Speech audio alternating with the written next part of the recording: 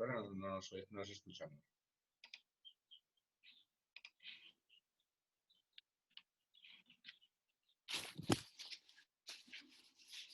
¿Qué tal? Vamos a esperar unos minutitos hasta que sean las 6 y a partir de las 6 comenzamos. Javier, ¿qué tal? Buenas tardes. Alegría. ¿No me escucha? Se está grabando ya. Muy bien. Así que ya tenemos que ser serios. Vaya, pues me he perdido los 5 minutos de cortesía de no ser serio. Bueno,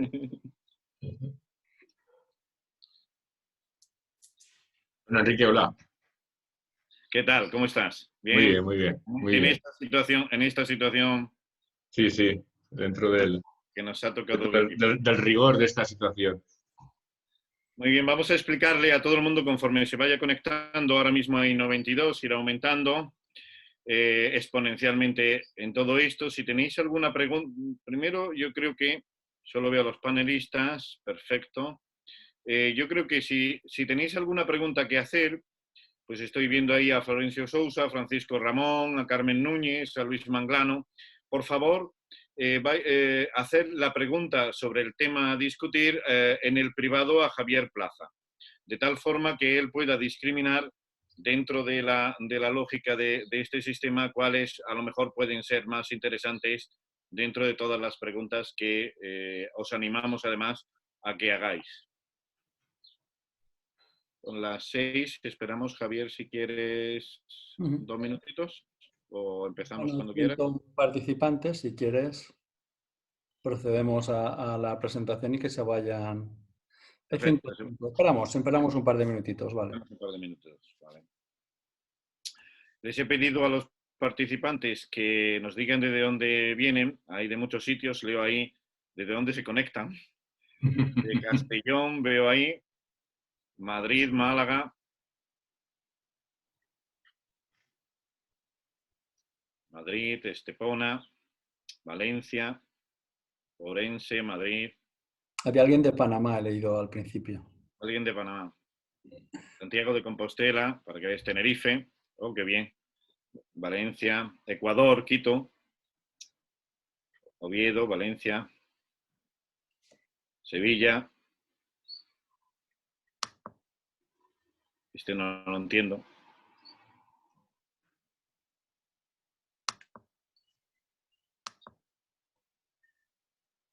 Cádiz, Jaén. Amparo dice la capital mundial del aceite.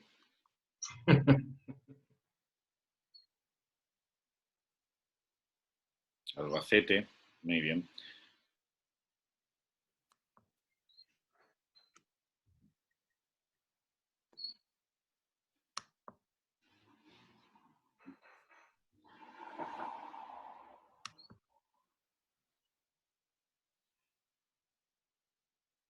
Denominación de origen. Muy bien, son las 18:02 minutos, si te parece empezamos. Buenas tardes a todo el mundo. Me toca a mí hacer de presentador e introductor del tema que hoy nos trae, especialmente con quienes me acompañan, que ahora presentaré. Por lo tanto, primero y antes de nada, las gracias a todo el mundo por haberos conectado y por estar aquí. Sin duda alguna es muy importante que nos pongamos al día de todo esto y de toda esta normativa que nos ha venido y nos está viniendo y de los diferentes problemas que seguramente vamos a vivir. Voy a hacer una pequeña introducción al tema antes de presentar a quienes serán el coordinador y el ponente, teniendo en cuenta que si queréis transmitir alguna pregunta, vuelvo a insistir, lo hagáis en privado al doctor Javier Plaza, que estará encantado de iros discriminando cuáles son aquellas preguntas que podemos entender y fundamentalmente las que sean más difíciles para contestar por parte de Javier. La doctrina del parta sunt servanda tiene un homólogo en nuestro derecho anglosajón también, que fundamentalmente se basa esencialmente en la protección de la ejecución del contrato. Esta protección de la ejecución del contrato la hemos podido ver en alguna regla que también ha tratado el Tribunal Supremo, que es la Blue Pencil Rule o la regla del lápiz azul, pero exclusivamente para el régimen de la competencia. La idea del derecho anglosajón es estar a la promesa o al propio contrato a efectos del enforcement del mismo, a efectos de su ejecución, aunque para ello deban realizarse cambios. Esta teoría, sin embargo, allí que es más matizada, se llama frustration of purpose o commercial frustration, y parte precisamente de considerar este cambio de circunstancias cuando se frustre, sabiendo que las partes son conscientes de ello, aquello que fue lo que inicialmente quisieron las mismas.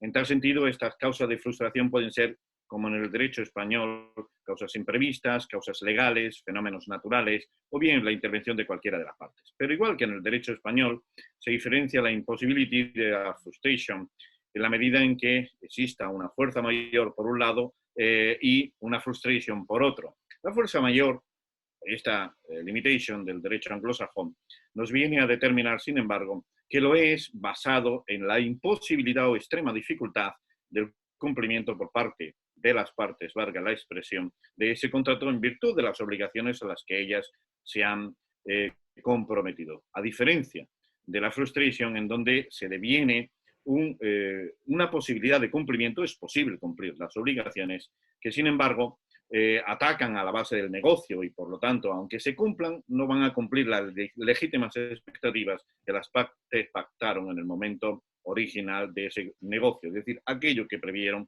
en el futuro. La evolución en el derecho anglosajón se puede ver claramente en tres sentencias esenciales, luego hay muchas más, como en nuestro derecho en el Tribunal Supremo. El asunto Paradigm James trató un asunto de un arrendamiento. En realidad lo trató, pero finalmente optó por la fuerza mayor, por el cumplimiento de los contratos. El planteamiento del asunto Paradigm es que durante 3 años, precisamente la guerra inglesa, el arrendatario no pudo disfrutar de un arrendamiento porque los malos, los enemigos, habían ocupado la vivienda. Entonces no pudo disfrutar de ella, lo habían echado. A continuación vino el arrendador y le reclamó una cantidad, la del arrendamiento, y este dijo, pero si no he podido disfrutar, porque los malos lo tenían ocupado. En realidad, finalmente el tribunal, estamos hablando de 1647, vino a decir que pacta sunt servanda. Se habían comprometido y habían asumido los riesgos. Y es importante esa evolución a partir de los riesgos. El asunto Taylor, sin embargo, vendrá a plantear una cuestión diferente y ya introduce la frustration como una posibilidad. El asunto Taylor, que data de 1863, viene a plantear un supuesto en el que se alquila un local para un concierto y antes de que ese concierto pueda celebrarse, el local se quema. En ese planteamiento, entonces, sí que se aplicará, se empezará a distinguir estos acontecimientos extraordinarios, aunque en cualquier caso, en este supuesto no aplicaron la frustration debidamente. Tendremos que esperar al asunto Creel, estamos hablando de 1903, cuando una persona alquiló un balcón para ver la toma de posesión, la procesión de la toma de posesión del rey Eduardo VII. Y en ese planteamiento resultó que el rey cayó enfermo. Al caer enfermo no se pudo celebrar. ¿Qué vino a decir el asunto Creel del tribunal? El tribunal vino a decir que el contrato se podía cumplir. Se podía cumplir aunque no estaba en la base del contrato que ese cumplimiento lo fuera para un futuro con las legítimas expectativas que tenía la parte, que era disfrutar de esa procesión. Por lo tanto, ¿qué hizo? Pues procuro, para ti te dejo las 25 libras que habías puesto en depósito al arrendador, pero no tienes que pagar más. Este es el inicio en el derecho anglosajón de esta doctrina del planteamiento de la rebus o de la frustration of purpose.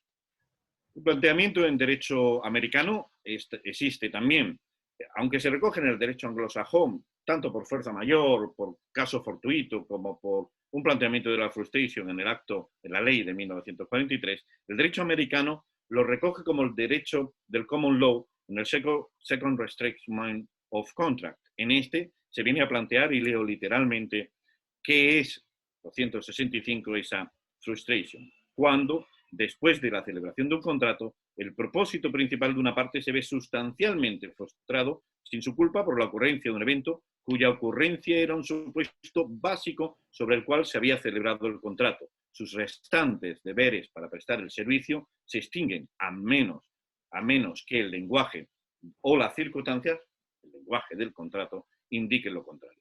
Lo mismo podemos ver en el derecho australiano. El derecho australiano es paradigmática citar Codelpha Construction, en donde se exigen 3 requisitos para que esto pueda suceder. Que el acontecimiento no haya sido previsto por las partes, que no fuera previsible y que no sea causado, evidentemente, por alguno de ellos. En la investigación podemos encontrar numerosas sentencias del Tribunal Supremo. Yo, en particular, me he centrado desde 1933. En 1967, 27 de mayo, el Tribunal Supremo dictó una sentencia muy paradigmática, donde dijo, ante este tipo de circunstancias tenemos 3 soluciones, de tipo contractual, de tipo judicial o de tipo legislativo. Y es a partir de ahí que podemos ver una cierta evolución en la aplicación de la rebus sic stantibus aliquo novo non emergenti.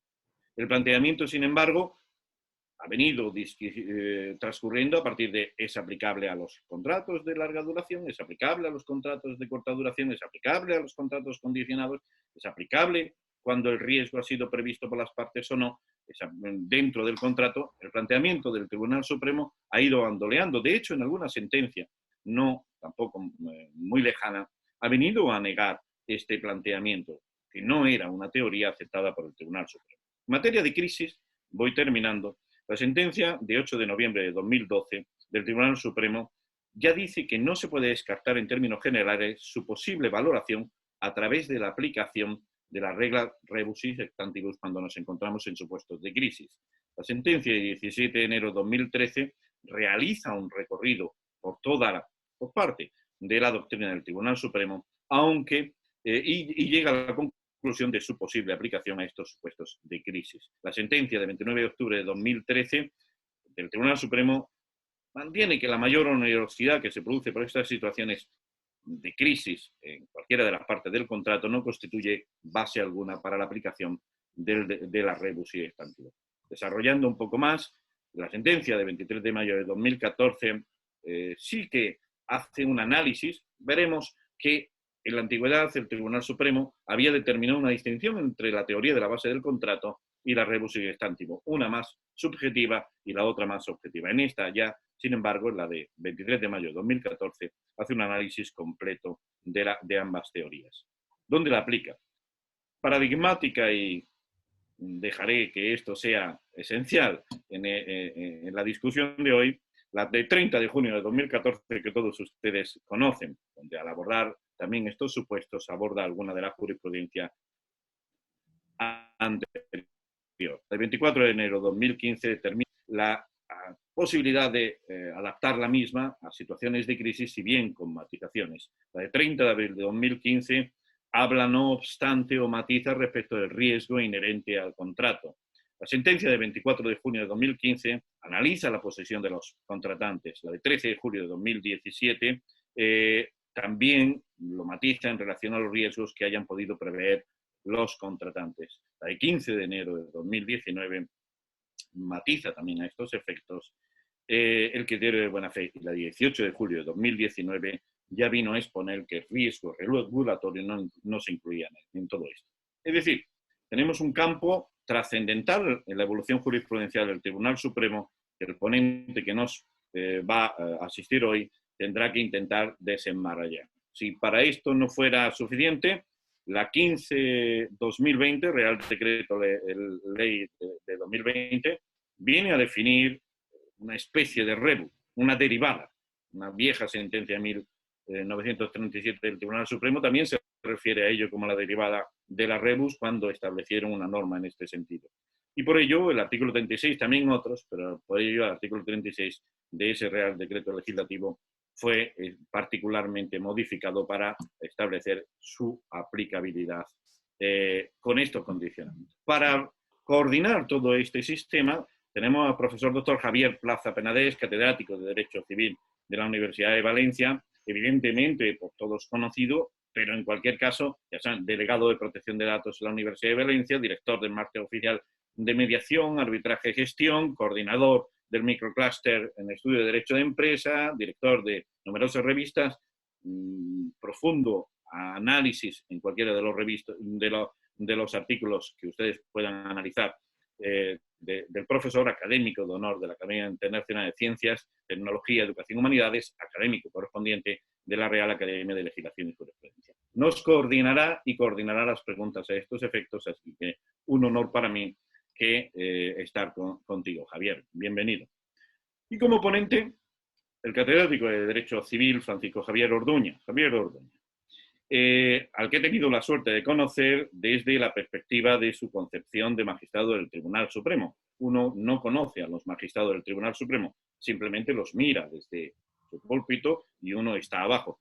Catedrático que estudió licenciatura y doctorado en la Universidad de Valencia, obtuvo sendos premios extraordinarios, fue discípulo de Vicente Montepenedé, completó su formación en la Universidad Autónoma de Madrid con el profesor Díaz Picasso, obtuvo la cátedra de Derecho Civil de Cantabria en 1993 y posteriormente en el año 2000, si no me equivoco, no tengo mal los datos, en Valencia. Evidentemente, autor de numerosas publicaciones y partícipe no solo en materia de artículos doctrinales serios y profundos y libros, sino también en la prensa, como podemos observar en estos últimos días. Y desde luego, su aportación trascendental, en cualquier caso, aquella que los que estamos en esta rama todavía echamos de menos, es una aportación al desarrollo de todo este nuevo derecho que diferencia las togas rojas del Tribunal de Justicia de la Unión Europea de las togas negras de España. Así que muchas gracias, Javier, por estar aquí. Estaremos para aprender. Así que, Javier Plaza, si quieres decir algo, y si no, le damos la palabra directamente a Javier Orduña. Pues bueno, simplemente decir que es un placer estar en este webinar, que es el primero que vamos a hacer de una serie de muchos. Esperamos que sea habitualmente los miércoles a las 6 de la tarde. Ya iremos informando sobre todo al final de la sesión. Y bueno, y que si os parece, vamos a oír al catedrático del Tribunal Supremo, Javier Orduña, y a la vez pues vais planteando las cuestiones y cuando él termine pues yo las voy formulando tal y como me van llegando. Espero que sea de utilidad. Y pues nada, Javier, adelante. Bueno, pues muchísimas gracias. Es un placer estar con todos vosotros y con la gente que nos está viendo y escuchando y bueno, pues participar modestamente pues en el conocimiento y la divulgación de figuras tan emblemáticas como la que vamos a tratar. Bueno, la verdad es que la introducción que ha hecho Enrique es una introducción muy acertada. Nos ha aproximado al mundo de un cierto origen de lo que es el tratamiento de la figura en el mundo anglosajón, sobre todo, y una aproximación a la jurisprudencia, amplia jurisprudencia que tenemos de la rebus, fundamentalmente, todo hay que decirlo, hasta las sentencias de 2014 para no aplicarla, es decir, mucha jurisprudencia, pero fundamentalmente para no aplicarla. Y ahora, y precisamente, me gustaría empezar por resaltar el plano pedagógico que tiene esta figura. Porque, mirad, si a poco que pensemos, nos damos cuenta de que estamos en la realidad presente, estamos realmente pensando en modo rebus. Es decir, lo que pasa que, claro, a la gente no le puedes decir directamente qué significa pensar en modo rebus. Porque, claro, rebus es un término latino, significa cosas, y si decimos cláusula rebus sic stantibus, pues efectivamente la gente normal no lo va a entender, salvo que sepa latín. Es una referencia acotada de un brocardo que se le atribuye a Bártolo, que es un prosglosador, y se le atribuye fundamentalmente, porque no lo sabemos a ciencia cierta, porque en la época del ius comunes, sobre todo, y posterior, pues había que encontrar textos de autoridad. Por tanto, muchos de esos grandes juristas o prosglosadores, pues le fueron atribuidos muchos dichos, frases, aforismos, etc. En principio, la regla de la cláusula rebus sic stantibus significa que los contratos deben cumplirse según lo acordado, estando así las cosas. A ser su contrario, viene a determinar que efectivamente si hay una variación en el estado de las cosas, de las circunstancias, para entendernos, pues podría darse una modificación del cumplimiento contrario. Por eso, si en vez de decir cláusula rebus sic stantibus, decimos fundamentalmente que la rebus representa en el derecho algo tan sencillo y tan consustancial en el propio derecho como es la visión del derecho como un proceso de adaptación de cambio, la gente lo entiende claramente. Fundamentalmente, la cláusula rebus es una cláusula de flexibilización en el ámbito más concreto y más preciso, como veremos, de la teoría general del contrato. Dicho así, la rebus está relacionado con procesos de cambio, fundamentalmente de cambio de circunstancias, con procesos de necesaria adaptación a esos cambios y, como consecuencia de esta ecuación, con resultados de flexibilidad. Es algo tan sencillo como lo que está pasando en la realidad, en términos tanto de lo público como de lo privado. De lo público, si recordáis, la Comisión Europea pues, ha dado luz verde, afortunadamente, a la famosa cláusula de escape o salvaguarda, que simplemente es una cláusula de flexibilización. Significa que se va a autorizar a los Estados a salir del pacta sunt servanda de los presupuestos o previsiones de presupuestos anteriores respecto del déficit público. ¿Qué significa esto? Pues que vamos a poder gastar más. ¿Por qué? Porque, dadas las circunstancias que se han producido de esta crisis sanitaria derivada en lo económico, pues se va a permitir una nueva, por decirlo de alguna forma, variación en el gasto público y, por tanto, del déficit público. Pero es la misma, o muy parecido, al artículo 352 del Tratado de la Unión Europea, que es precisamente la cláusula de flexibilización, que permite a la Unión Europea, precisamente, aunque no tenga, decía, sus órganos, la Comisión Europea, etcétera, aunque no tenga una atribución competencial o material específica, le permite una cierta regulación precisamente para conseguir los objetivos que sí que están presentes o establecidos en los tratados de la Unión. Es decir, como veis, una cierta flexibilización. Esto lo tenemos todos los días, incluso los ERTEs, pues sería un criterio de flexibilización en materia de, digamos, de derecho laboral. Y así podríamos continuar. En el pensamiento, porque claro, si realmente estamos diciendo que la cláusula rebus es ni más ni menos que una especificación técnica de las señas de identidad del derecho, por lo menos entendido como proceso de cambio y de adaptación, que es consustancial a la idea del derecho, pues también entenderemos que si esta precisión es correcta, pues está un poco en el ámbito filosófico o de razonamiento básico de lo que entendemos de esta figura. Y esto, aquí hay pensadores que podemos remontarnos hasta Heráclito, siglo V antes de Cristo, en donde realmente pues ese filósofo nada menos que del devenir, es decir, el devenir como un proceso constante de transformación.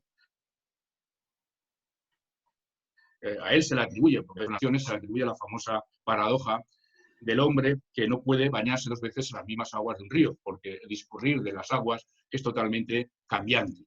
Frente a Heráclito tendríamos, que sería el filósofo, sintetizando mucho y poniendo ejemplos, el filósofo de la rebus, es decir, del cambio, hombre, no tanto un cambio constante como veremos, pero sí un cambio. Tendríamos la filosofía que fue, aunque fue coetáneo, pero parece ser que no se conocieron, de Parménides.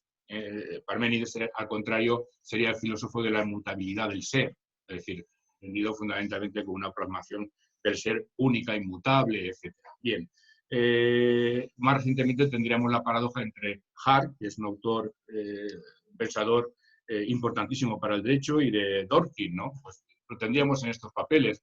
Hart como un jurista muy apegado a lo que sería el positivismo o el legalismo o un positivismo normativista, y Dworkin, un pensador, porque es un economista tristemente fallecido, pero más apegado a la línea de la evolución del derecho a través de conceptos, concepciones, directrices, principios, es decir, una cierta flexibilización de entender el mundo jurídico. Esto, por tanto, es muy antiguo, pero en el fondo es verdad que, llevados a su extremo, manifiestan concepciones incluso antagónicas de la forma de ser, digamos, o de visionar el concepto del derecho. Enrique lo ha dicho muy acertadamente, como en el ámbito anglosajón pues parece ser que se ha dado una cierta aproximación de estos dos principios, del pacta sunt servanda y del principio de la rebus, de la modificación de las circunstancias. Nosotros no hemos tenido tanta suerte, en el sistema continental, por lo menos en el caso español, no hemos tenido tanta suerte. Y no hemos tenido tanta suerte por varias razones. Muy brevemente, unas razones de corte histórico es porque el Código Civil Español no es ningún secreto, no es ningún secreto que tiene 131 años. Es decir, como monumento, sería un monumento histórico a proteger. Porque la verdad es que se nos está cayendo a pedazos desde hace ya muchos años. Prácticamente dejó de aplicarse porque lo único que aplicamos son doctrinas jurisprudenciales sobre el Código Civil, pero efectivamente tiene una antigüedad que es excesiva, claramente. Este Código Civil de 1889 siguió los postulados del primitivo Código Civil francés de 1804, que en principio no contempló la cláusula rebus. No contempló esta cláusula rebus porque parecía contraria fundamentalmente al nuevo instituto, al nuevo juguete que incorporaba el Código Civil, que era precisamente el contrato por acuerdo, el contrato por negociación.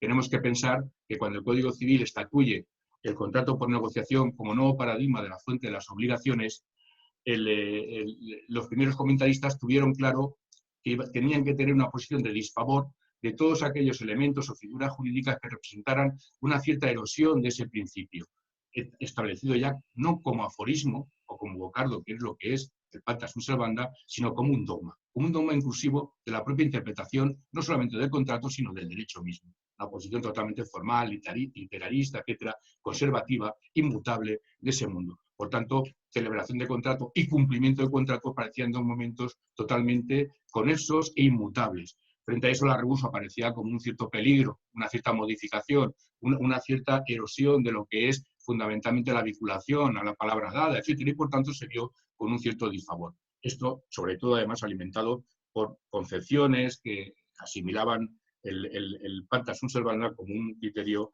realmente dogmático. Otra perspectiva que abundó en esto fue precisamente que esa no regulación derivó a que la única regulación estuviese en el marco jurisprudencial.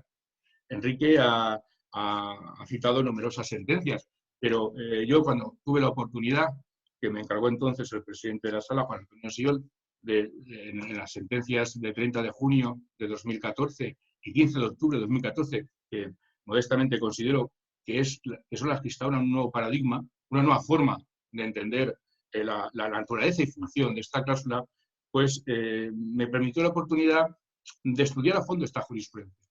Bien, esta jurisprudencia no tenía una concepción clara de lo que era la naturaleza.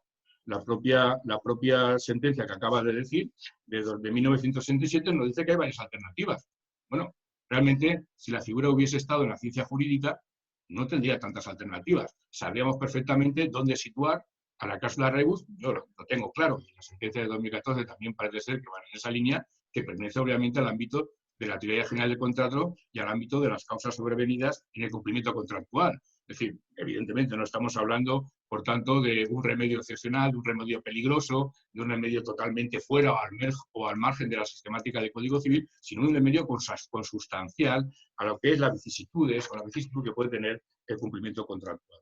Pero es cierto que este ámbito, este marco jurisprudencial, pues realmente es caótico. Es la verdad, caótico, porque tenemos sentencias todos los planos que acaba de decir Enrique, desde el ámbito de aplicación, desde efectivamente cuáles son los presupuestos, si cabe una interpretación normalizada o no, excesiva, analógica, etcétera, podrían ser absolutamente dudosos y cuestionables por la jurisprudencia, insisto, anterior a estas sentencias de 2014. ¿Qué es lo que yo os quiero transmitir? Lo que os quiero transmitir es que fundamentalmente esta posición de incertidumbre y de inseguridad hay que superarla, El mensaje de las sentencias de 30 de junio de 2014 y de 15 de octubre de 2014 es un mensaje renovador, fundamentalmente funcional de la cláusula rebus. En ella se nos dice, básicamente, que la cláusula rebus es un mecanismo, un instrumento técnico absolutamente normal, que lo, entre comillas, anormal, si se puede utilizar el término, en el sentido de peligroso, de excepcional, es precisamente las circunstancias que provocan su aplicación, pero no al revés. Aquí estamos confundiendo el remedio con la enfermedad. Es decir, lo peligroso de esta crisis es la pandemia. Y sin embargo, el readaptar las circunstancias de los contratos y de los instrumentos públicos al cambio de circunstancia es un elemento absolutamente consustancial al derecho y a la economía. Eso es lo normal. Por tanto, en cierto sentido, primero tendríamos que decir que hay una cierta compatibilidad entre el principio de pacta sunt servanda, que realmente atiende al momento inicial del contrato y a las bases económicas que las partes tuvieron en cuenta para determinar elementos esenciales, entre ellos el precio, la retribución de la prestación o el precio del intercambio, entre otras cosas.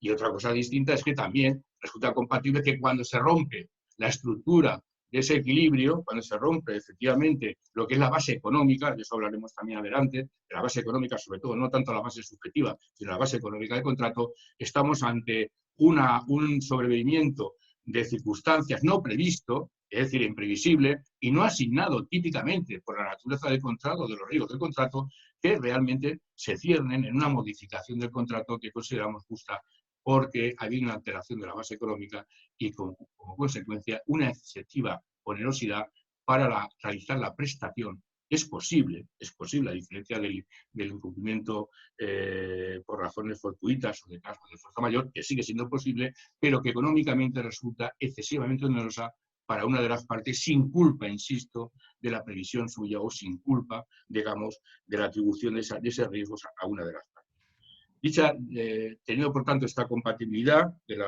vamos a decir, de las posiciones, lo que falta en este momento es obviamente recuperar esa normalidad.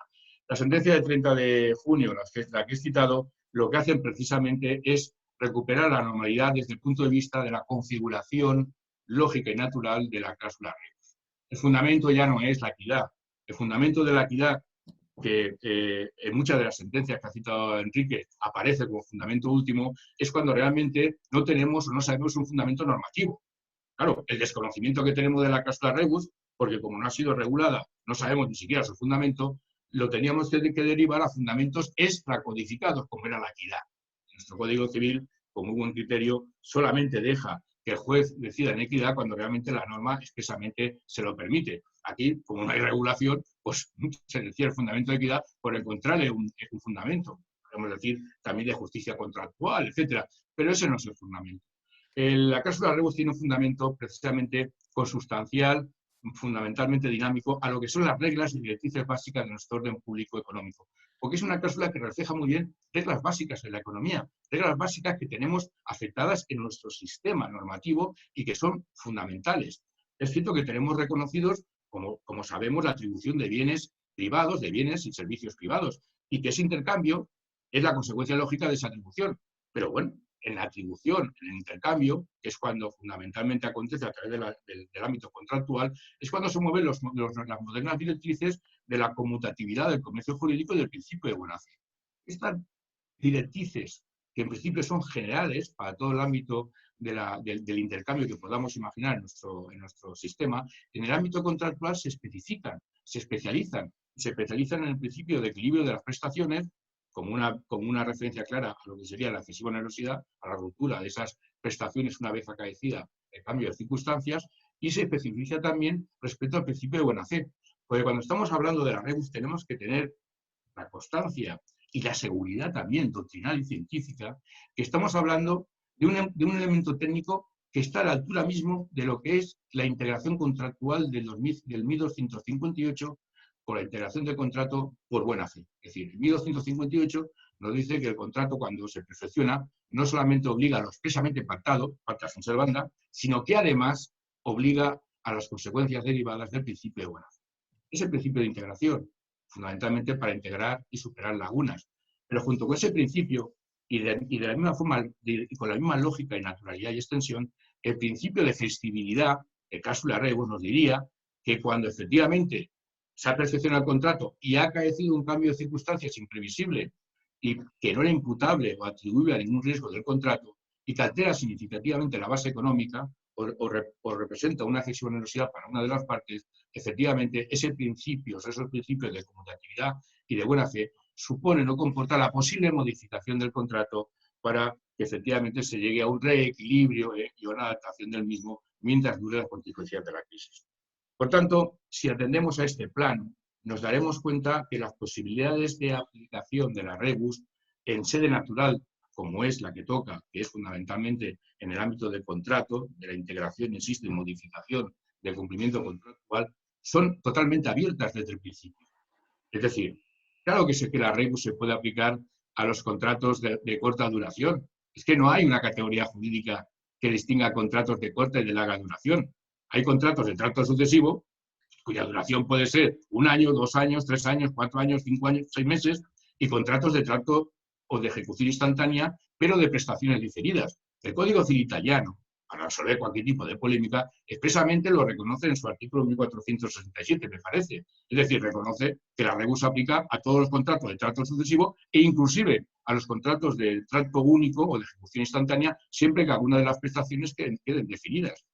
Pero es que es lógico, porque su sede está, insisto, esto es muy importante para comprender, está en un sentido tan lógico y tan expansivo como es el cumplimiento contractual y su modificación por el cambio de circunstancias. Por tanto, cabe en los contratos de trato sucesivo, con independencia de la duración. Ya nos referiremos al final a la famosa sentencia del 6 de marzo de 2020, donde, insisto, se incurre en una distinción que carece de fundamento, de categoría jurídica, porque claro, además siembra una inseguridad jurídica tremenda.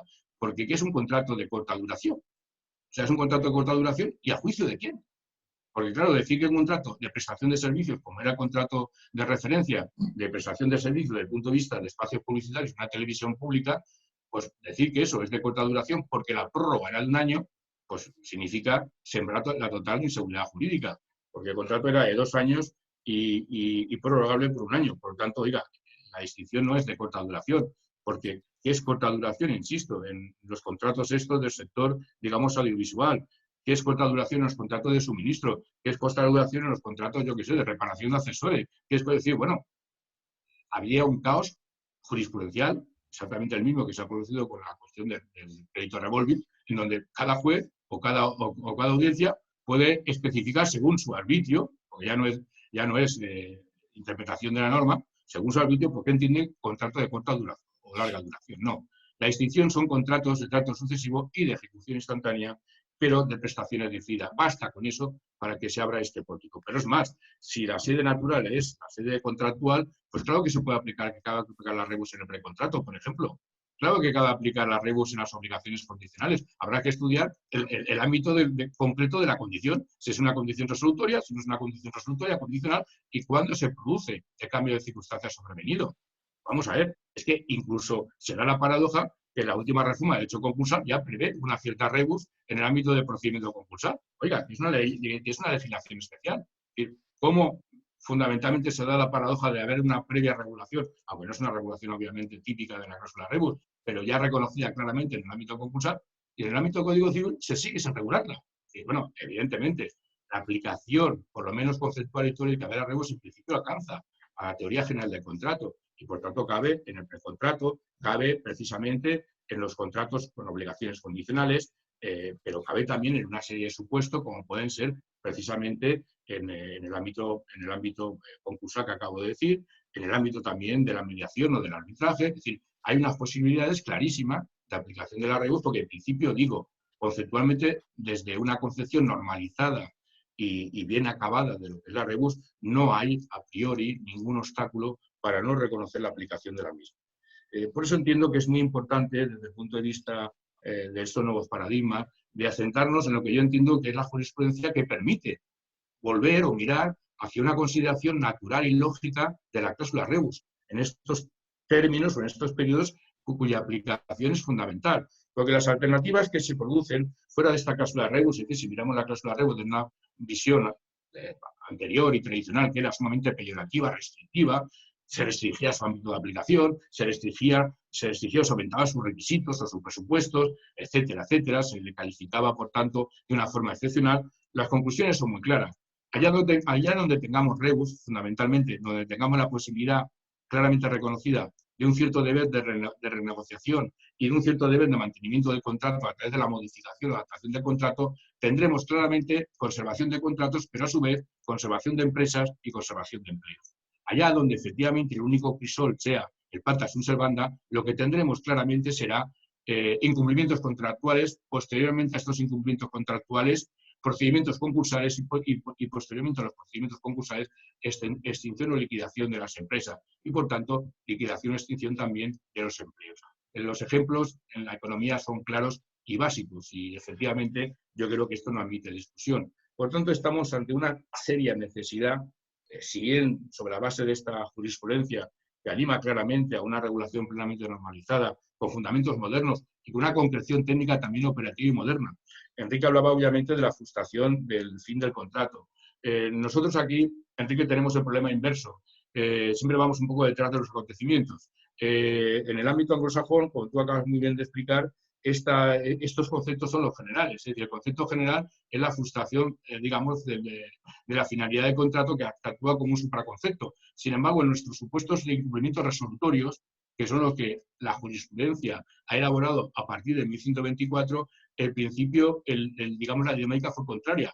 Primero se atendieron a los incumplimientos resolutorios de base, vamos a decir, prestacional, que se apartaban al programa de prestación, pues por defecto de las cosas, pues, por entrar una cosa distinta a la debida, etcétera, todo esto por incumplimiento grave, etcétera, todos estos incumplimientos resolutorios, y como un supuesto residual se dejó precisamente el supuesto de la frustración, digamos, o de la finalidad del contrato. Cuando ciertamente hay una sentencia que quiero resaltar, porque no es que fue porque fuera ponente, porque es una sentencia en la cual se dice con perfecta claridad fundamentalmente esto. Bueno, ahora no la tengo por aquí, pero intentaré recordarla. Se dice que efectivamente el supuesto vamos a decir, de frustración del contrato es un supuesto cualificado, autónomo y diferenciado precisamente de incumplimiento resolutorio. Pero aquí lo que quiero resaltar es que, y es importante, es que esto estaría más bien en la línea de los incumplimientos resolutorios. Se ha puesto de referencia con muy buen tino la llamada aplicación de la cláusula rebus en los supuestos de coronación, la sentencia esta famosa de 1903. Pero si nos fijamos bien, esta sentencia de 1903 no es tanto un supuesto de rebus en sí mismo considerado, sino un supuesto en donde realmente se frustra la finalidad del contrato. Es como en Valencia, cuando vienen las fallas y alquilamos, pues se alquilan balcones de la plaza del ayuntamiento, pero se alquilan lógicamente para ver la mascleta, para ver, etcétera. Si se suspenden las fallas, evidentemente no tiene un sentido económico, es decir, el principal sentido económico ha dejado de tener. Pero el supuesto que vemos en la crisis actualmente no es tanto la base subjetiva, es decir, la que las partes han incorporado a ese contrato de arrendamiento, sino fundamentalmente la base económica. Es decir, lo que salta y lo que vemos ahora en las empresas de restauración, el alquiler de locales, etcétera, no es tanto una imposibilidad sobrevenida absolutamente, digamos, que determina la imposibilidad de contrato, porque los restaurantes van a volver a abrir, los locales de negocio van a volver a abrir, las empresas de suministro van a poder otra vez suministrar, etcétera, sino fundamentalmente la alteración de su base económica. La ratio económica que determinó que efectivamente se pagara un precio, una ratio de precio, y que precisamente esa ratio de precio ha saltado por los aires, fundamentalmente en este ejercicio y posiblemente o desgraciadamente durante gran parte del ejercicio que viene.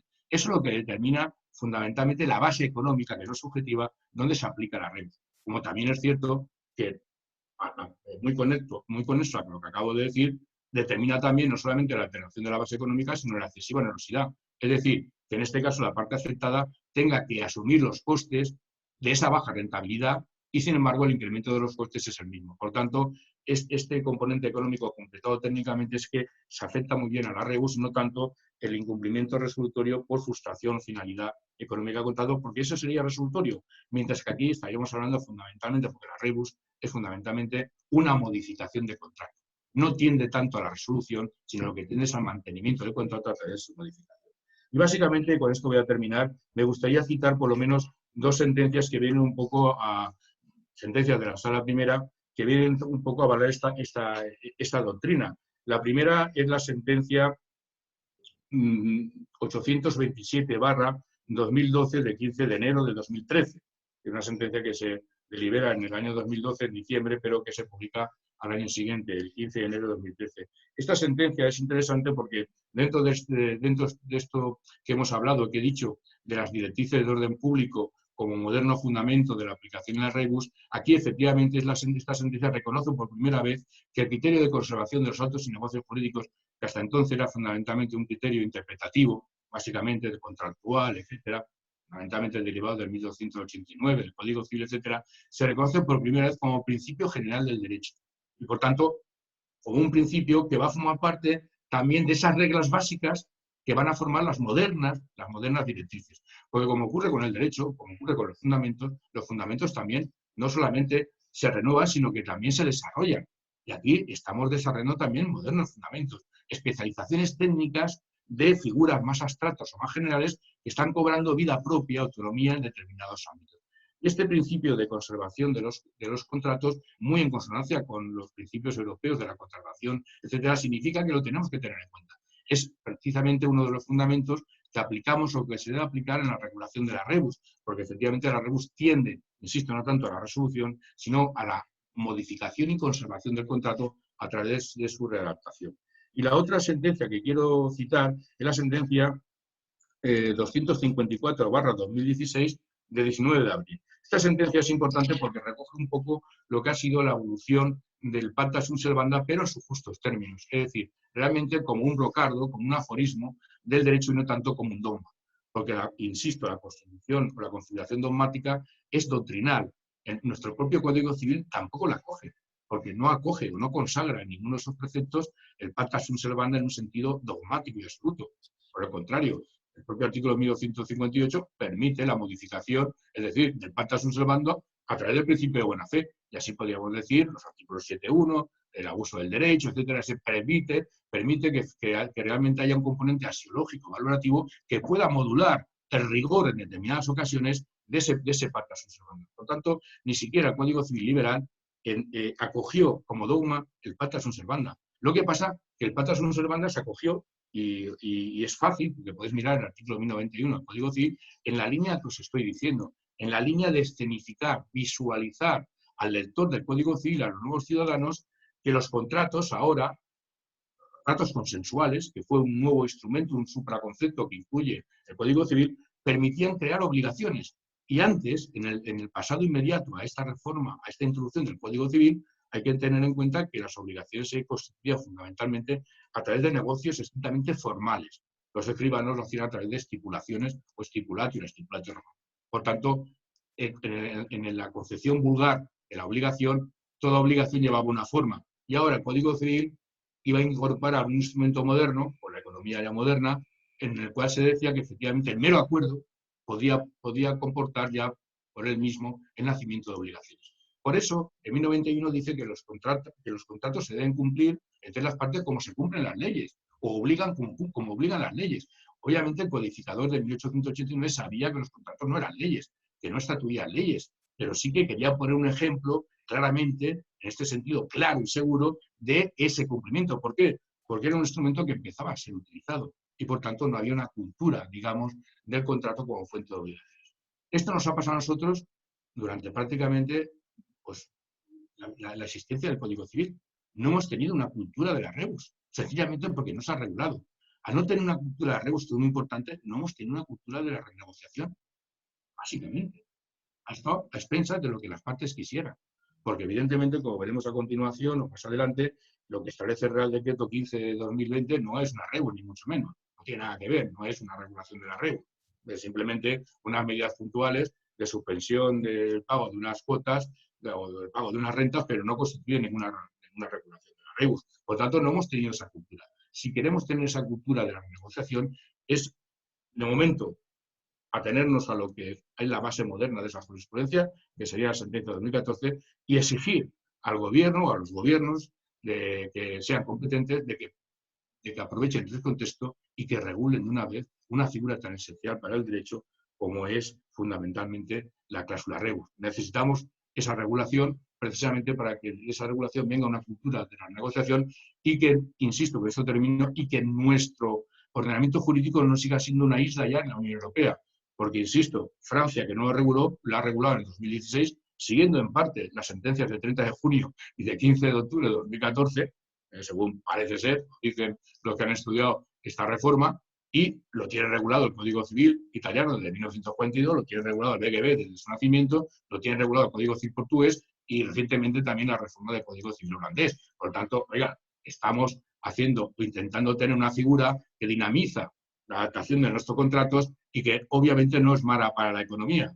No se puede, con esto termino, no se puede pedir a la Unión Europea que sea más Unión Europea, es decir, que se asuma una cierta solidaridad y por tanto se dé una mayor facilidad de este déficit fiscal, se mutualice el impacto de la deuda, es decir, por tanto se realice una auténtica cláusula rebus y nosotros, por nuestra parte, no regular la cláusula rebus y no ofrecérsela como un instrumento de minimización y de adaptación a nuestros propios ciudadanos. Por tanto, estamos ante una figura muy importante que merece atención, que hoy en día es absolutamente imprescindible para entender las cosas y que lo mejor para ella sería una pronta regulación. Muchas gracias y a vuestra disposición. Pues muchas gracias, Javier. Yo creo que ha sido una exposición magnífica, muy ajustada en tiempo. Mucha gente ha preguntado si se va a grabar la sesión y si va a estar disponible. Sí, así va a ser, se está grabando y ya os informaremos de la forma en que va a estar accesible. Y bueno, yo simplemente quería recordar que hubo una propuesta de reglamento de compraventa europea en el año 2011, exactamente la de 11 de octubre, que fue una lástima que no fructificase y que esa propuesta no saliese adelante. Por un lado, porque preveía para las condiciones generales de la contratación y su abusividad que pudiera aplicarse a empresarios, pero sobre todo porque tenía un artículo 89 que hubiera sido de aplicación a toda la Unión Europea y que regulaba de forma uniforme el cambio de circunstancias. Tengo aquí el texto. Decía, en primer lugar, que evidentemente se deben de cumplir las obligaciones, aun cuando el cumplimiento de las mismas resulte más oneroso como consecuencia de aumento de costes de la ejecución o por una disminución del valor de la contraprestación que se recibe. Pero evidentemente, decía, cuando el cumplimiento resulte excesivamente oneroso debido a un cambio excepcional e imprevisto de las circunstancias, las partes tendrán el deber de iniciar negociaciones para adaptarlo o para resolverlo. Y añadía, si las partes no llegan a un acuerdo en un plazo razonable, someterán esta petición al órgano jurisdiccional, el cual deberá adaptar el contrato para adecuarlo a lo que las partes habrían razonablemente acordado en el momento de la celebración del mismo, si hubieran tenido en cuenta este cambio de circunstancias, o si resulta imposible adaptarlo, pues resolver el contrato. Y además añadía que estos supuestos serían de aplicación únicamente si el cambio en las circunstancias se produjo después de la celebración del contrato, si la parte que invoca el cambio de circunstancias no tuvo en cuenta en ese momento ni pudo tener en cuenta esos cambios de circunstancias y que la parte perjudicada no asumió el riesgo en ese contrato del cambio de circunstancias, diciendo además que esto sería extensible a cualquier solución, no solo jurisdiccional, sino también arbitral. Bueno, te quería preguntar, Javier, como primera pregunta, ¿cuál debería de ser, por tanto, los presupuestos? ¿Crees que este artículo 89, por ejemplo, podría ser? ¿Dónde se debería ubicar en el Código Civil? En definitiva, si tuvieras que hacer de legislador, ¿dónde crees que estaría mejor ubicado la regulación de la cláusula rebus, si que está en uso del cambio de circunstancias?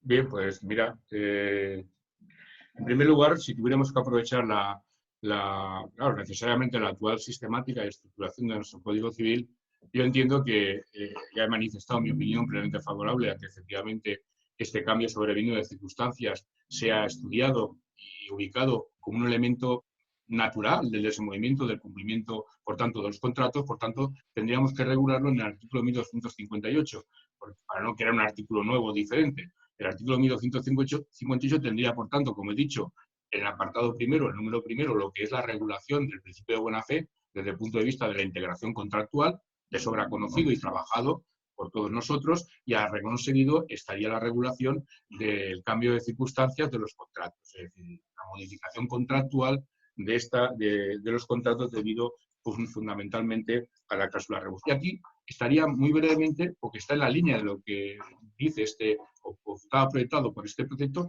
las bases de esto. Es decir, las bases de la rebus moderna serían, oiga, mire usted, esto ya no obedece a un presupuesto de equidad, ya no obedece a un fundamento causal mismo del contrato, ni a otro criterio, digamos, extraño, sino que obedece fundamentalmente a que las directrices básicas económicas, también en la economía del contrato, se han alterado profundamente.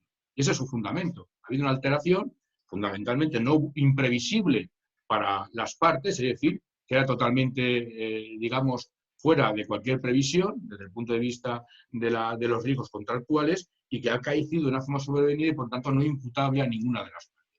Eso, fijaros bien, en la pandemia actual ya está reconocido por el Estado o por el decreto de estado de alarma, donde ya reconoce las dos cosas. Reconoce fundamentalmente el tremendo cambio de circunstancias operado, por tanto, su ámbito notorio, no hace falta prueba, pero también reconoce su impacto, su tremendo impacto, insisto, en los tres órdenes que menciona, en el orden social, sanitario y económico. Por tanto, la referencia, a diferencia de la anterior crisis económica de 2008, ya viene expresamente reconocida por el propio decreto de estado de alarma. Habría que concretar, eso sí, en el sector concreto de que se trate esta rebus, la incidencia concreta y particular, insisto, tanto en la base económica del contrato como en la excesiva necesidad, pero ya está reconocido. Por tanto, tendría un fundamento moderno, tendría una base objetiva.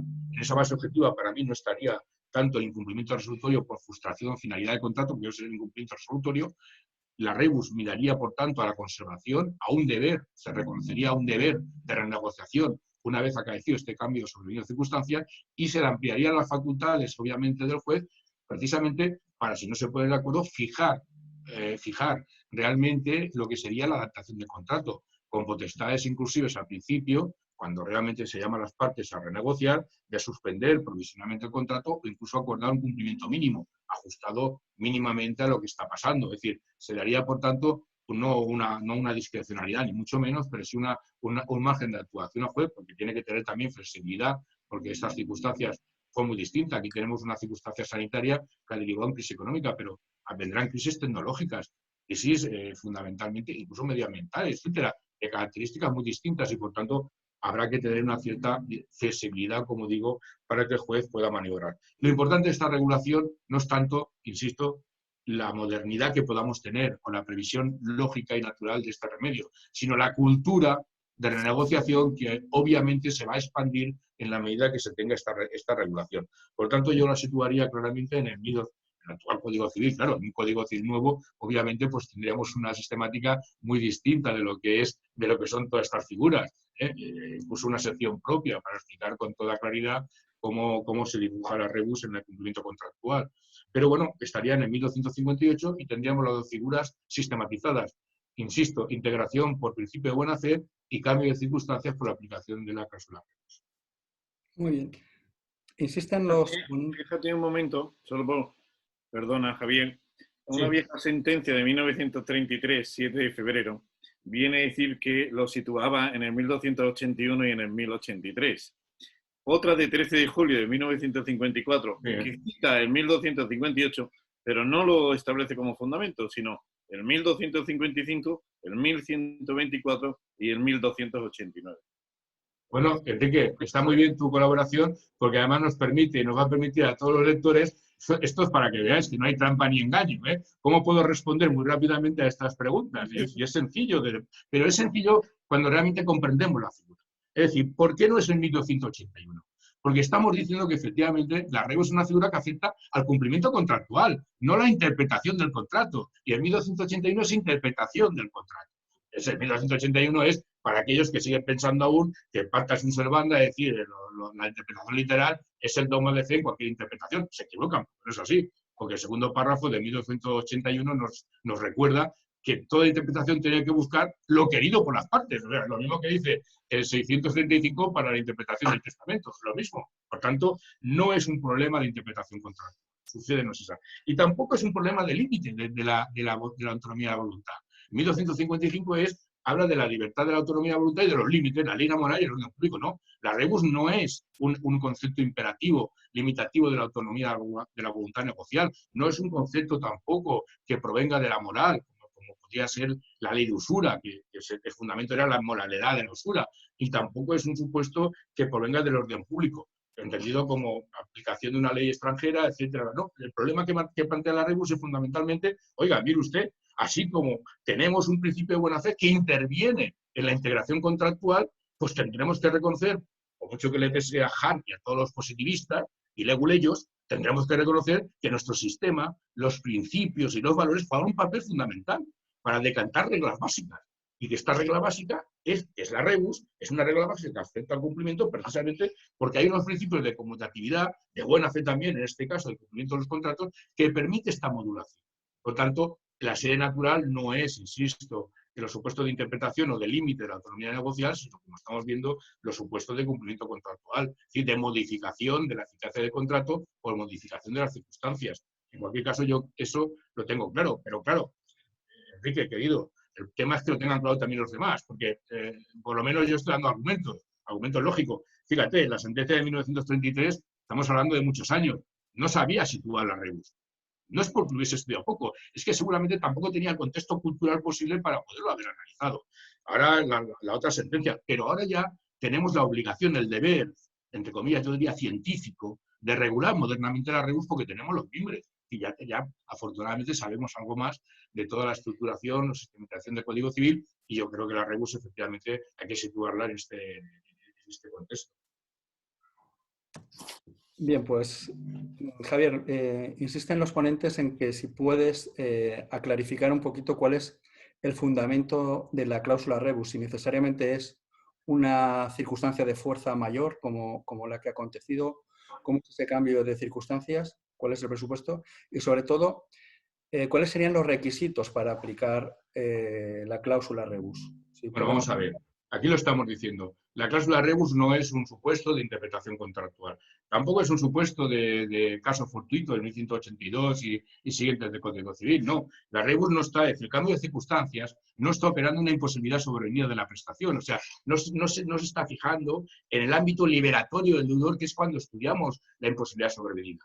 Te hay que decir a los que nos están escuchando que en la sistemática de nuestro Código Civil, cuando hablamos del incumplimiento, del incumplimiento por caso fortuito o fuerza mayor, nos estamos fundamentalmente aproximando al ámbito del incumplimiento, pero sobre todo al ámbito de la exoneración, de la falta de imputación de ese resultado de incumplimiento al deudor, en la acción del deudor, por tanto, de su plano liberatorio. El deudor que incumple porque ha habido un caso fortuito o fuerza mayor, no está obligado, es decir, no queda vinculado por ese incumplimiento como quedaría por cualquier incumplimiento imputable al deudor. Pero no se está hablando de ningún plano de reequilibrio, de readaptación del contrato. Se está hablando únicamente de la esfera de responsabilidad del deudor. Por otra parte, el incumplimiento fortuito y el caso fuerza mayor, en nuestro Código Civil está muy relacionado, es una regulación imperfecta, como conoces perfectamente muy bien, para la redundancia, es decir, está muy referido a las cosas determinadas, ciertas, no a las cosas genéricas, donde parece ser que esta regla, por ser un género, no funcionaría, y aquí estamos hablando de contratos o prestaciones dinerarias, y por tanto no es un esquema totalmente aplicable. Pero, insisto, la rebus no podemos confundirla ni con el incumplimiento fortuito y fuerza mayor. En la rebus, los contratos, como pasará con esta crisis, se van a poder seguir cumpliendo. El problema es que no se va a poder seguir cumpliendo de acuerdo con las condiciones inicialmente pactadas, pero como la prestación sigue siendo posible. Seguramente no habrá sido posible en el estricto marco del estado de alarma que originó el confinamiento, pero una vez pasa ese confinamiento, el problema ya no es tanto que yo no tuve la posibilidad de abrir, el problema es que puedo abrir, pero no puedo mantener un cumplimiento con la onerosidad, la carga de onerosidad que se pactó inicialmente, porque ha saltado por el aire esa base económica que estamos hablando. Por tanto, no es caso fortuito o fuerza mayor, ni tampoco es resolución contractual. La rebus no es un incumplimiento. La rebus no está para incumplir. Quien ejercita la rebus no está diciendo, oiga, yo no quiero cumplir.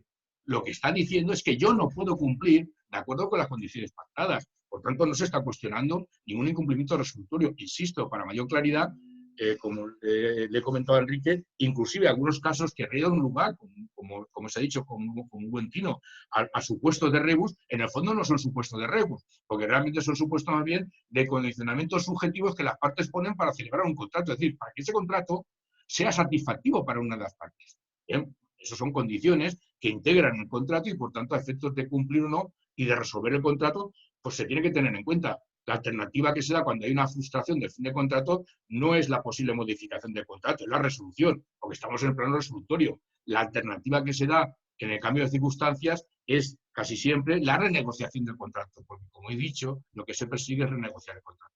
Por tanto, conceptualmente diferenciar claramente incumplimientos resolutorios, incumplimientos por caso fortuito de lo que es la rebus, porque es un supuesto técnicamente distinto. El fundamento, pues, está en el resolvimiento de estas directrices. Ahora, si desde el punto de vista jurídico hace falta citar algún precepto para que realmente tenga una base jurídica de infracción, pues sería 1258, desde el punto de vista expansivo que estamos diciendo del principio de buena fe. Como en 1258 contempla la buena fe, diríamos, oiga, es que la buena fe no solamente está para integrar el contrato, sino también para modificarlo en caso de la red. Pero, insisto, porque no tenemos una regulación, tendremos que adherirnos a algo, todo menos decir la equidad, por decir la equidad. Bueno, como más o menos se pueden citar los preceptos de causales de la causa del contrato. Por decir al cabo, la causa del contrato también es un juicio empírico, social, de la validez o ejercicio del mismo. Pero en cualquier caso, yo creo que sería en 1289. Y los presupuestos también los ha dicho Enrique, los ha citado, porque básicamente tampoco hay que marear mucho. Oiga, primero hay una imprevisibilidad. Es la nota consustancial. La rebus es imprevisible. Desde el punto de vista, no la rebus, el cambio de circunstancias es imprevisible. Desde el punto de vista de que aparece un cambio de circunstancias como esta pandemia, como puede ser cualquier otro cambio de circunstancias que es imprevisto. Insisto, y aquí hay que también matizar. Podemos matizar en el sentido, oiga, pues como me plantearon alguna vez, oiga, pero profesor, entonces es muy fácil burlar la rebus, ¿no? Porque yo puedo poner un contrato, bueno, y también se aplicará con independencia de todo cambio que pueda haber. A ver, bueno, entonces yo le puse el ejemplo, bueno, el ejemplo de broma, claro, porque las clases también tienen que ser divertidas, ¿no? Bueno, oye, entonces vengan aquí los marcianos, vienen los marcianos, imaginaros, y este señor con el contrato y en presencia de los marcianos exigiendo que se cumpla con el término literal. Pues claro, no habíamos previsto una invasión marciana. Pero claro, como el contrato ponía que con independencia de cualquier modificación se iba a cumplir, y bueno, sería un poco absurdo, ¿no? Porque lo último que pensaríamos sería en cumplir o la posibilidad de cumplir los contratos. Bien, ¿qué quiero decir con esto? Lo que quiero decir con esto son dos cosas. Primero, que no sería legal una cláusula que prohibiera la aplicación de las REBUS en un sentido determinado, fuera de un riesgo concreto determinable dentro del proceso de contrato en cuestión. Y segundo, que evidentemente lo que habrá que determinar el juez en su momento es, dado la prohibición de estas cláusulas generales de exoneración, es decir, de no aplicación absoluta de la REBUS, es efectivamente una razón concreta de atribución de riesgo, de previsibilidad. Es decir, si de acuerdo con las circunstancias de aquel momento, económicas, sectoriales, etcétera, era previsible o no este cambio de circunstancias. Porque no sería muy sencillo decir, oiga, mire, la economía ya nos enseña que las crisis son cíclicas. Como son cíclicas, a ver, usted ya lo suyo. No, oiga, mire, el problema de la crisis cíclica es aceptar en los ciclos, claro. Cosa que, por cierto, ninguno de los economistas nos explica, generalmente hasta la fecha, con cierta antelación. Es decir, bueno, lo explica una vez pasada la tortilla. Es decir, pero la anticipación, pues evidentemente, es decir, bueno, está claro que todos los contratos que se firmaron con anterioridad a la aparición de esa pandemia, por mucha previsión que podían tener, o como no fueran contratos específicamente de investigación acerca de este virus, que por cierto, ya hemos tenido referencias posteriores, pues salvo que fueran contratos que supieran muy bien cómo está una cierta probabilidad de reaparición y tal, pues no me imagino otros tipos de contratos que pudieran llegar a esta conclusión. Por tanto, imprevisibilidad, sin exagerar la nota de imprevisibilidad, y por cierto, para todo tipo de contratos, de trato sucesivo, cualquiera que sea su orden, digamos, de aplicación, incluso precontratos, como acabo de decir, contratos condicionados, es decir, no hay una restricción al inicio de esta figura, y puede haber. Y segundo, que ese cambio de circunstancias se ha sobrevenido, evidentemente, que se ha sobrevenido sobre un contrato persistente, que es el auténtico requisito que exige la doctrina, la mejor doctrina para entenderlo, que obviamente que persista una relación contractual con un pacta sunt servanda establecido de acuerdo a un pacta y que se haya modificado. Y ya los otros presupuestos ya son de concreción, lo que llamaríamos la relación de causalidad de la alteración sobrevenida con el contrato. Y esto sí que es verdad que tiene que concretarse respecto a la concreta relación negocial, contractual, que se haya llevado a hacer. Fundamentalmente yo expongo ahí en esas sentencias de 2014 dos criterios que me parecen consustanciales y muy con eso. La ratio pues, económica, es decir, la base económica del contrato, por tanto un criterio objetivable, porque siempre hay que estar en estos parámetros objetivables y no subjetivos, y el otro contexto es la excesiva onerosidad y el excesivo coste. Una vez alterado esa base económica, el excesivo coste que tiene para una de las partes simplemente seguir cumpliendo el contrato según la acordado. Estos son los presupuestos básicos de esta figura y no habría que exigir más presupuestos, ni mucho menos. Insisto, son aplicaciones que son normales, de carácter objetivo y, por tanto, modulables, de acuerdo con la jurisprudencia, con la interpretación jurisprudencial, como hacen los jueces muchas veces, pues cuando ponderan o valoran los daños contractuales, etcétera. No plantearía mayor problema. Voy a tratar de sintetizar muchas preguntas que hay en torno a los arrendamientos urbanos de vivienda y sobre todo de uso distinto al de vivienda. Las preguntas van en relación básicamente con los distintos decretos ley que han previsto alguna situación puntual que pudiéramos decir que es una mini rebus, una cláusula rebus. Si te preguntan básicamente si entiendes que eso es cláusula rebus, pero sobre todo qué ocurre si esa solución prevista en esos decretos ley pues no es suficiente o satisfactoria para el arrendatario que quiere modificar esas circunstancias y cómo puede aplicar la cláusula rebus, es decir, cómo jugaría la cláusula rebus respecto de las previsiones normativas que se han dado en esta legislación especial que ha surgido durante el estado de alarma. Bueno, como he dicho al principio no sé si al principio o más o menos ya cuando ya estaba desarrollando la intervención, esta legislación, en concreto el decreto, Real Decreto 15/2020, no es una regulación de la REBUS, por mucho que la mencione. Uno puede mencionar una cierta idea de REBUS, pero no por eso regula la REBUS, es decir, no hay ninguna regulación.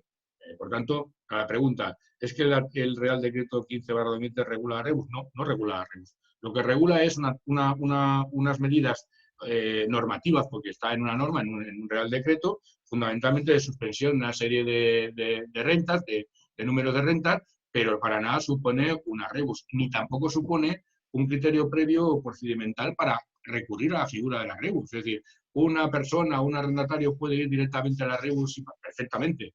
No hay, jurisprudencialmente además, La rebus es un ejercicio, lo hemos dicho con relación a la anterior pregunta, debe tener la calificación de un ejercicio de una acción autónoma, específica y diferenciada. Por tanto, el Real Decreto 15/2020 no condiciona efectivamente la aplicación de la rebus totalmente con independencia. Es además lógico que aquí incluso, aunque sea recomendable primero acudir para aprovechar la suspensión de pago de rentas que contempla el Real Decreto, o sea que sería recomendable primero acudir a eso, para no perder el plazo donde cual se establece para poderlo disfrutar, pero el hecho de haber recurrido a la aplicación de esa suspensión o moratoria de las rentas, las 4 rentas me parece que establece, pues no supondría en ningún caso un presupuesto de procedimentalidad para poder solicitar con total independencia el ámbito de la rebus. Porque la rebus fundamentalmente iría determinado a una renegociación de contrato en los elementos, vamos a decir, más esenciales. O sea, no es tanto no cuestionar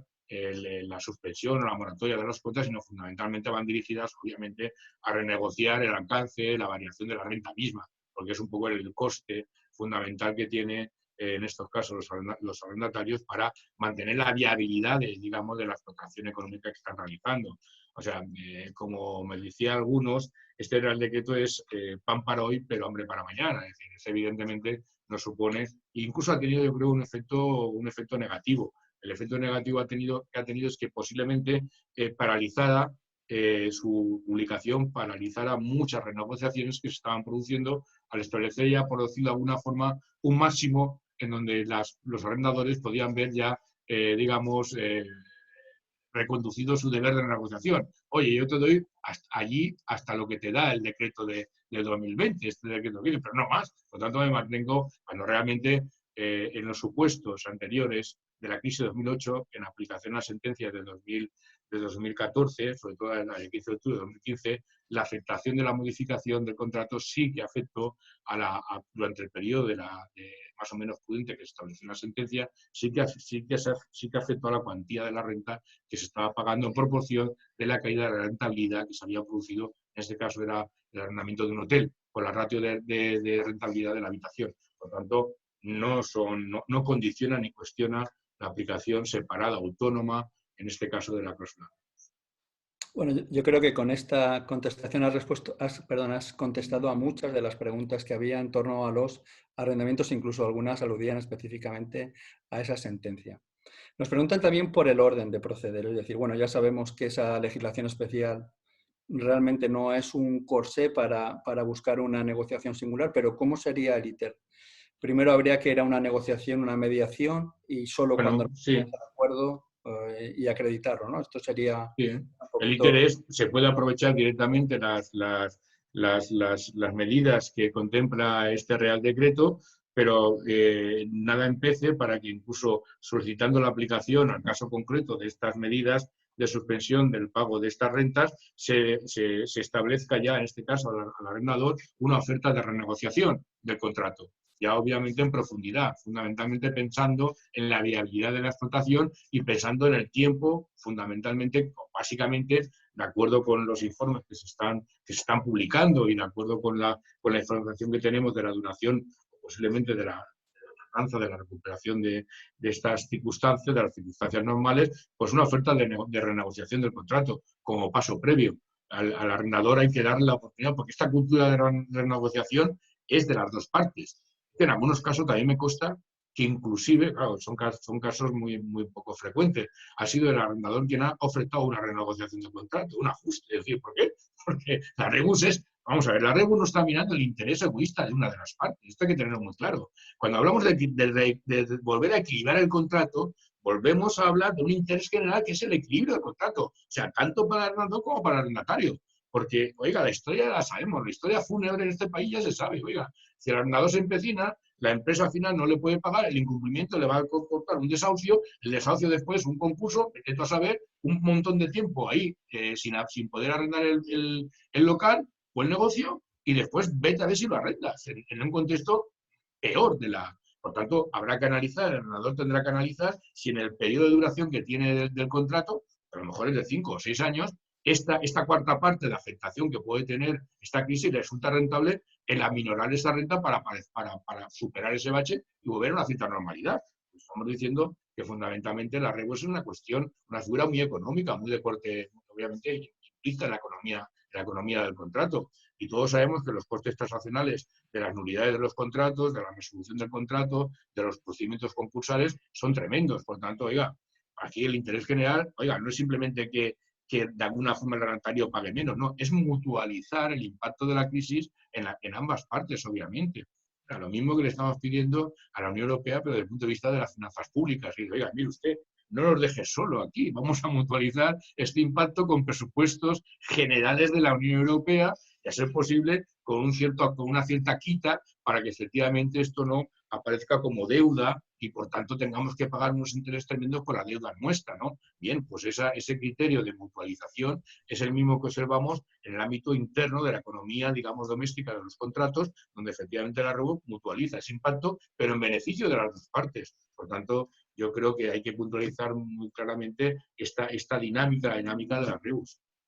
Pues nada, Javier, gracias porque has respondido también a una de las preguntas que era si la REBUS también jugaba en favor del arrendador y lo has clarificado. De hecho, además, Javier, perdona, el arrendador, como se ha apuntado aquí, también va a tener, en un ejercicio de renegociación, también tienes la oportunidad de escenificar cómo le afecta, porque hay supuestos que no se puede hablar de supuestos generales, habrá cada caso por caso habrá. Y hay arrendadores, por ejemplo, que también pueden utilizar la REBUS, precisamente contra aquellos tenedores de los créditos que tienen contra su propia propiedad. Es decir, que también ellos a veces se ven afectados, obviamente, por este cambio de circunstancias, porque evidentemente, si van a tener que bajar la renta para poder persistir, posiblemente no puedan hacer pues, el pago puntual de otras obligaciones financieras, etcétera. Es decir, bueno, pueden utilizar también la REBUS, evidentemente. ¿Por qué? Porque la REBUS está mirando fundamentalmente para digamos, desarrollar un reequilibrio contractual escalonado de todas aquellas situaciones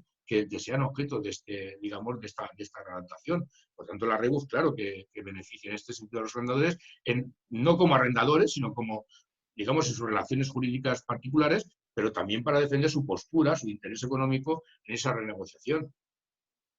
Bien, bueno, estaba leyendo las preguntas, se han movido un poquito, pero básicamente preguntan que el primer paso es la negociación.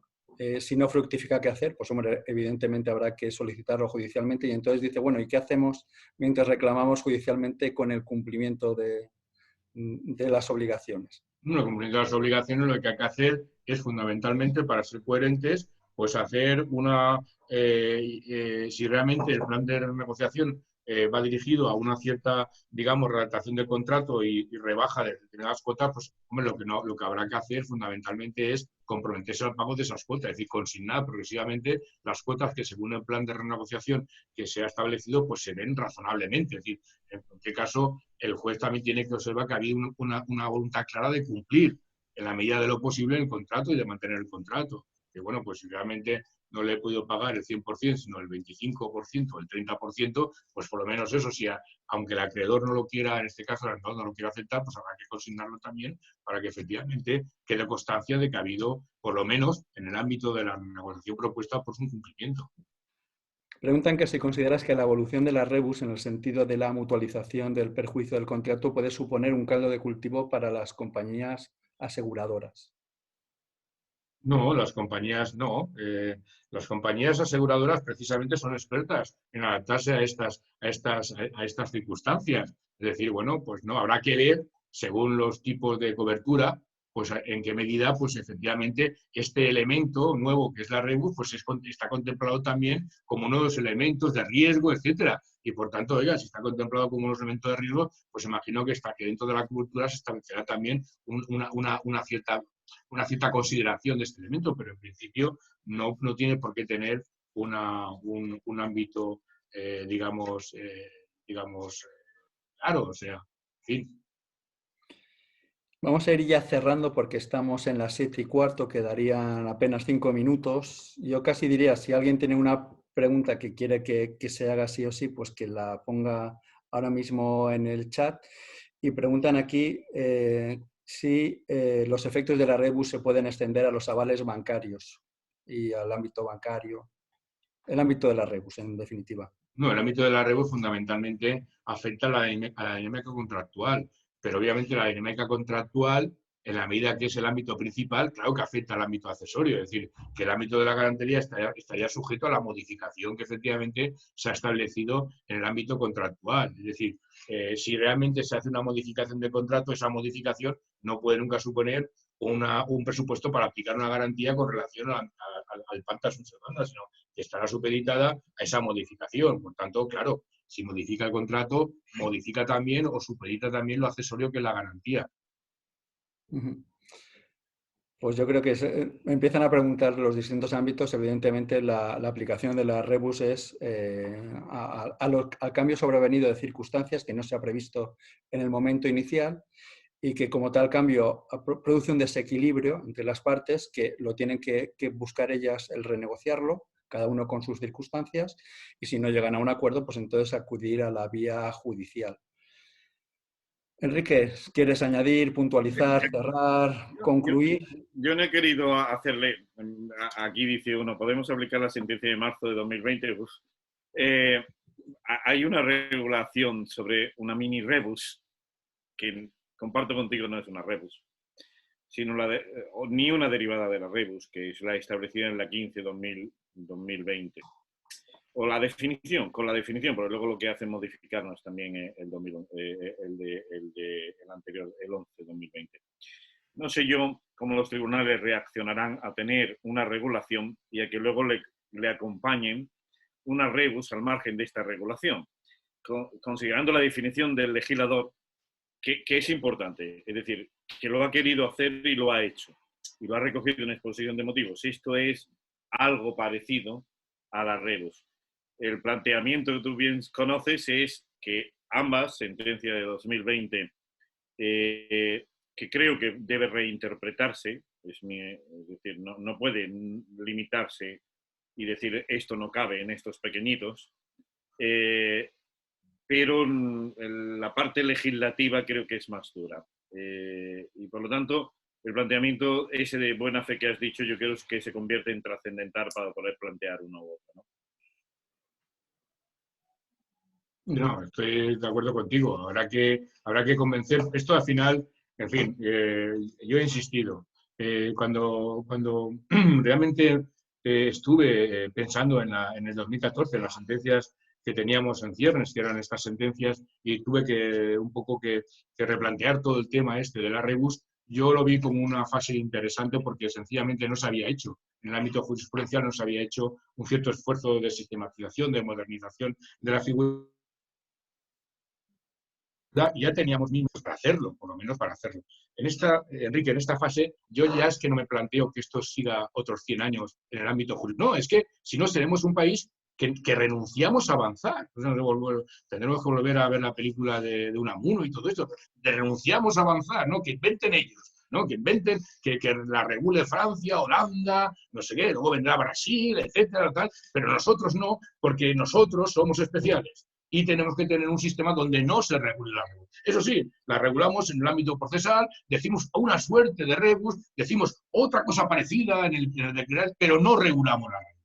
Y nos tiramos otros 100 años más con interpretaciones restrictivas y, en mi modesta opinión y con todo respeto, absurdas desde el punto de vista de la ciencia del derecho.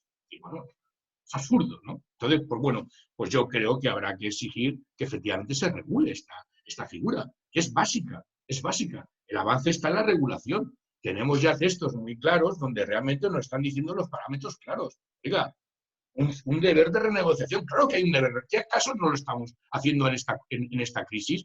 ¿Qué acaso España no se lo está solicitando a la Unión Europea? ¿Qué acaso no lo estamos haciendo a nivel internacional? ¿Pero qué estamos diciendo? ¿Qué pasa? ¿Que los contratos es una burbuja? ¿Que están dentro de una burbuja y el pacta sunt servanda los libera de cualquier tipo de incidencia solar? No, evidentemente que no. Los contratos son tan sensitivos, porque al fin y al cabo son comportamientos sociales y económicos. Pues hombre, pues claro que habrá que decir que eso se tiene que regular con absoluta normalidad y generalidad. Es evidente. Insisto, mira, Enrique, esto es así de sencillo. Cuando yo empecé a hablar en algunas sentencias del control de transparencia, cuando nadie hablaba del control de transparencia, cuando hice los votos particulares, un montón de voces también dijeron que eso era una perturbación para el sistema, etc. Ahora, la mayoría de la gente ya reconoce que la transparencia no solamente no es una perturbación, sino que es un elemento clave para el perfeccionamiento del sistema. Aquí pasa lo mismo, Enrique. Tendremos siempre unas posiciones inmovilistas, que no sé por qué motivo siguen siendo inmovilistas, pero la razón no está de su lado. La razón está en el dinamismo del derecho, en el avance. Y evidentemente la rebus es una figura necesaria, que civiliza los contratos, la economía y permite la recuperación. En última instancia, como he insistido, el mantenimiento de los contratos de las empresas y de los empleos. Pues vamos a ir cerrando ya.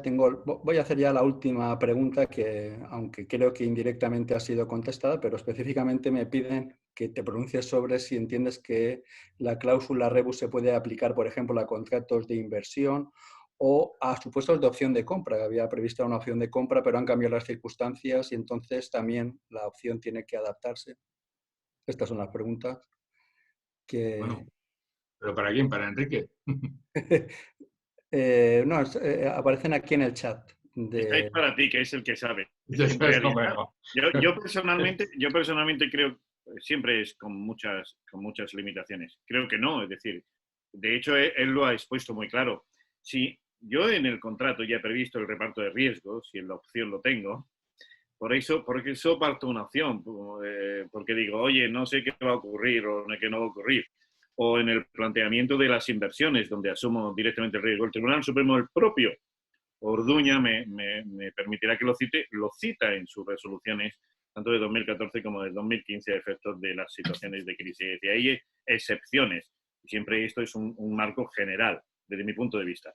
Luego habrá particularidades caso por caso que tengamos que ver. Pero evidentemente lo que yo, como dicen en el programa de televisión, lo que diga Orduña.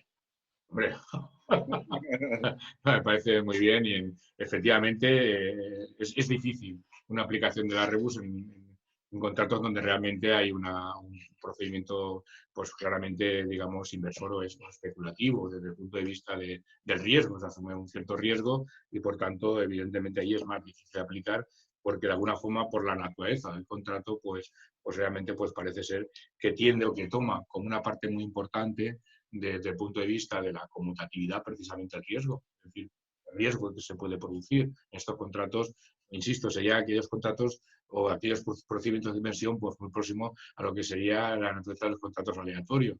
Y bueno, porque de alguna forma el alias está en la base que justifica esa conmutatividad. Oye, yo compro una cosa, pago una cosa segura, pero mi contraprestación es el alias. Oiga, ahí está el beneficio que usted puede tener. En la medida en que esos procedimientos de inversión, insisto, se asemejen más a estos contratos tan especulativos, tendríamos claramente una figura negativa.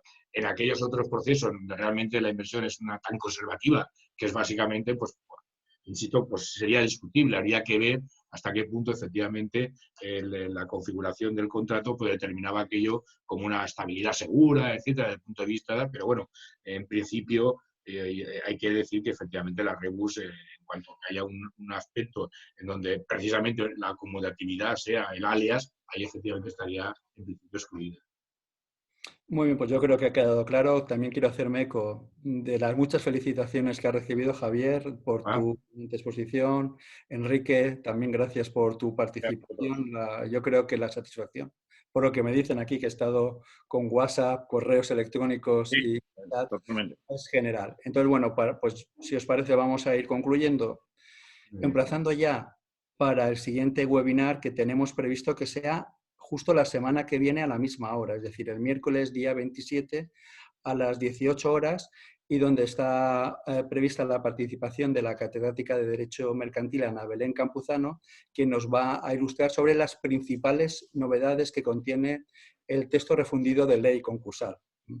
Será un seminario que yo creo que también suscitará el máximo interés y, en fin, se llenan el chat de enhorabuenas y para mí ha sido, por tanto, un placer contar con la presencia de Enrique y de Javier y también a todos los muchos asistentes. No he podido, ahora hay 150 asistentes, me consta que había 450 escritos aproximadamente en distintos momentos. Y en fin, pues nada, gracias a todos por el interés que hayamos dado y ya os informaremos sobre dónde estará disponible esta grabación de este interesante webinar. Nos vemos, Dios mediante, la semana que viene a las 6 de la tarde. y disfrutar de lo que Un fuerte abrazo a todos. Pues también un fuerte abrazo y muchas gracias. Hasta luego. Hablamos. Hasta luego.